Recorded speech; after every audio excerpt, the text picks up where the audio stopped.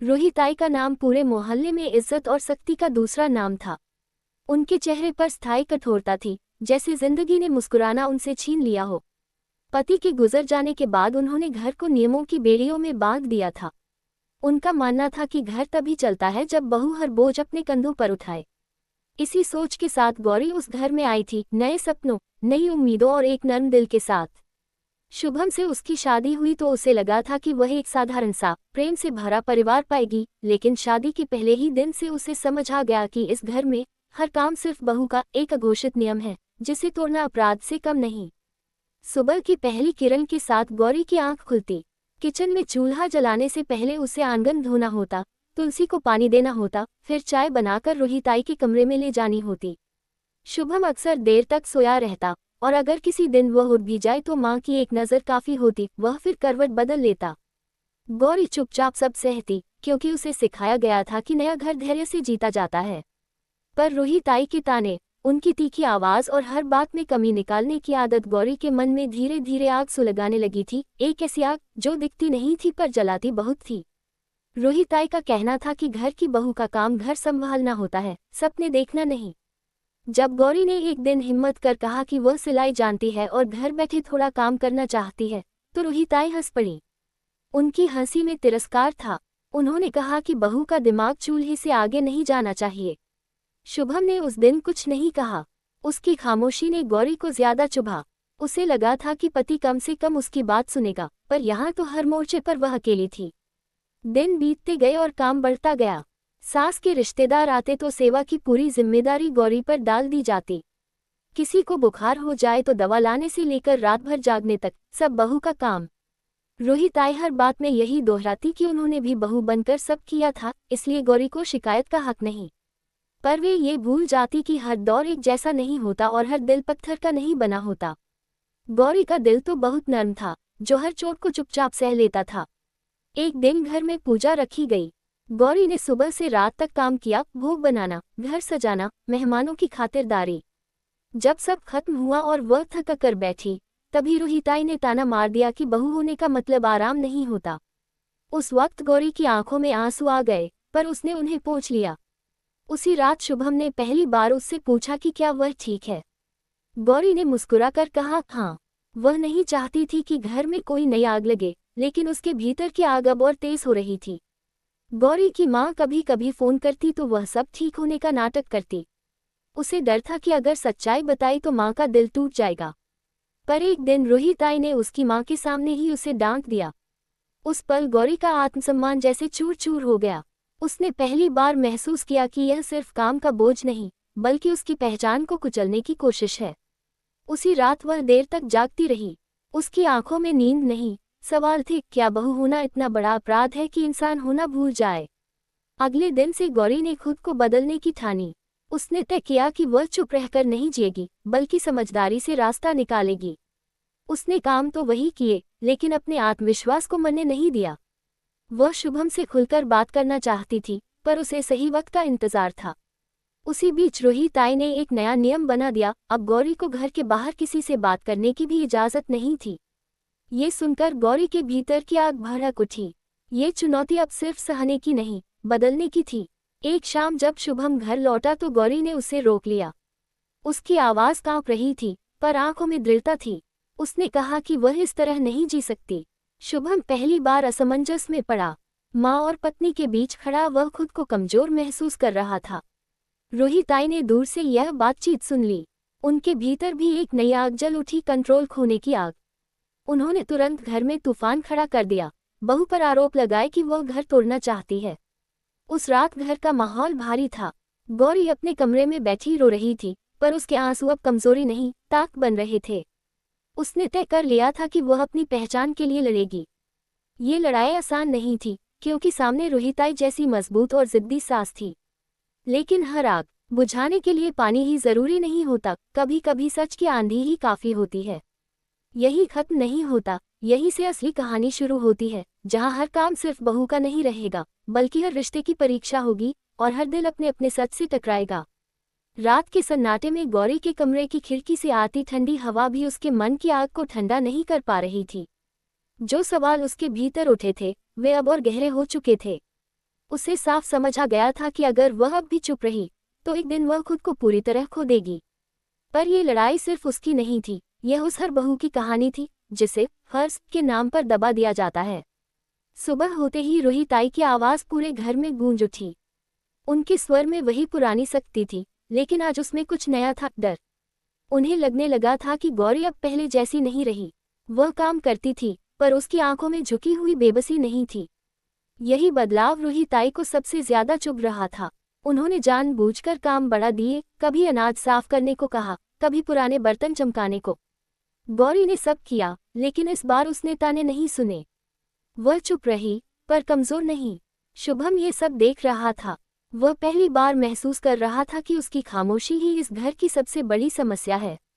माँ के सामने बोलने की हिम्मत उसमें अब तक नहीं आई थी, पर गौरी की आंखों में जमा दर्द उसे बेचैन करने लगा था। दफ्तर में भी उसका मन नहीं लगता। सहकर्मी जब हंसते बोलते तो उसे लगता जैसे वह किसी और दुनिया से आया है, एक ऐसी दुनिया से जहां रिश्ते बोझ बन जाते हैं। इसी बीच मोहल्ले में एक नई चर्चा शुरू हुई। किसी ने रूही ताई से कहा कि आजकल की बहुएं पढ़ी लिखी होती हैं, अपने हक मांगती हैं। ये बात रूही ताई के लिए जैसे चुनौती बन गई। उन्होंने ठान लिया कि गौरी को सबक सिखाना जरूरी है, ताकि वह कभी सिर उठाने की हिम्मत न करे।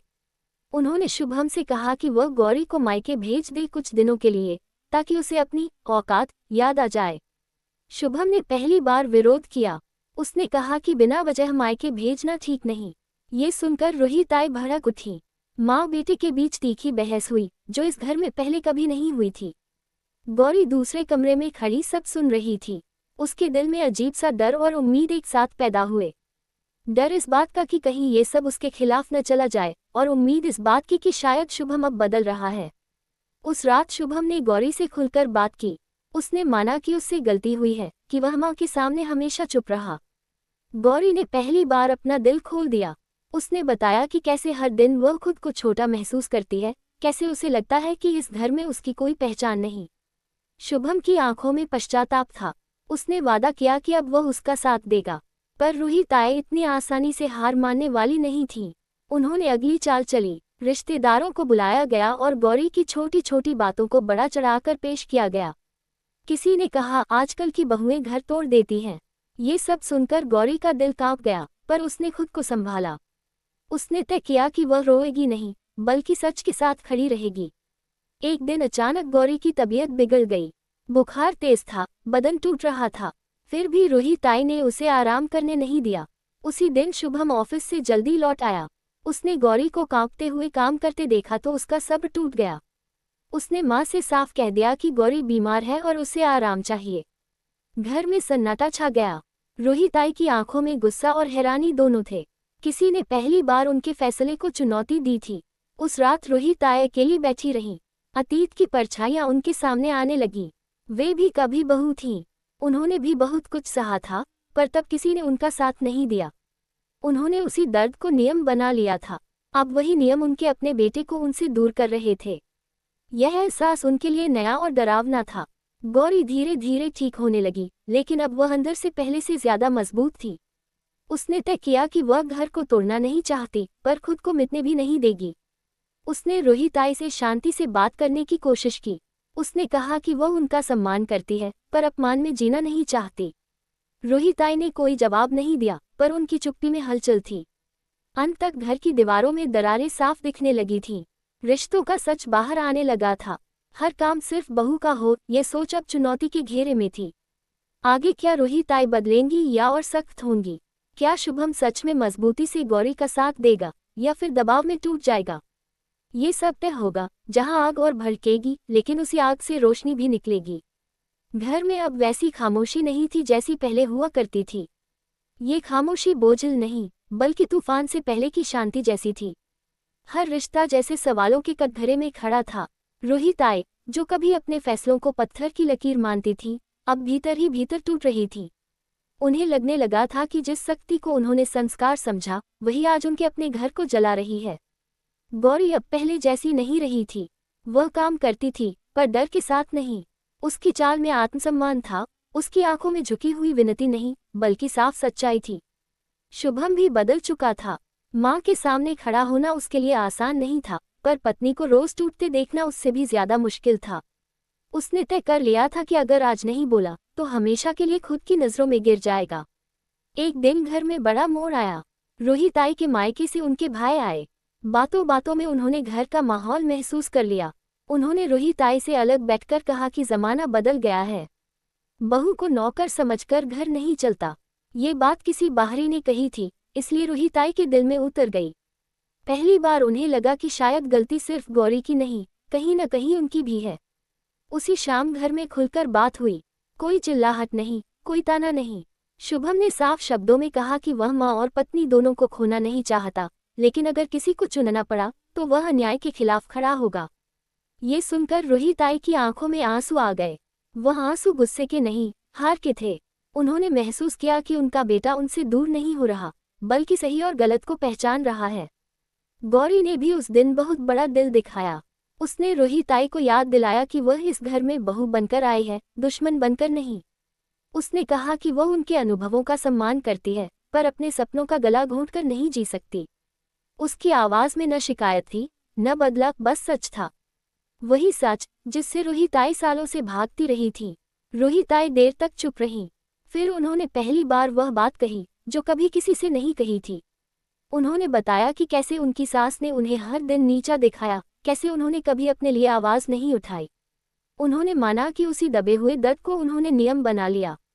कमरे में सन्नाटा था, पर वह सन्नाटा भारी नहीं था, वह सन्नाटा इलाज जैसा था। अगले दिन से घर में छोटे छोटे बदलाव होने लगे। काम अब बंटने लगा, शुभम भी हाथ बटाने लगा। रोहिताई पूरी तरह नहीं बदली थी, पर कोशिश कर रही थी। गौरी ने भी बदले में जिम्मेदारी और सम्मान दोनों निभाए। घर में पहली बार हंसी लौटी, धीरे धीरे, संकोच के साथ। सबसे बड़ा बदलाव तब आया जब रोहिताई ने खुद मोहल्ले में कहा कि बहू घर की इज्जत होती है, बोझ नहीं। गौरी ने ये सुना तो उसकी आंखें भर आईं। ये जीत किसी जंग की नहीं थी, बल्कि एक सोच के बदलने की थी। हर काम सिर्फ बहू का अब एक पुरानी कहानी बन चुकी थी। इस कहानी का अंत किसी पराजय से नहीं, बल्कि समझ से हुआ। आग लगी थी, पर उसी आग ने रास्ता भी दिखाया। गौरी ने अपनी पहचान बचाई, शुभम ने अपना फर्ज निभाया, और रोहिताई ने अपने अतीत से बाहर निकलने की हिम्मत की। क्योंकि जब घर में इंसानियत जीतती है तो रिश्ते बोझ नहीं, सहारा बन जाते हैं।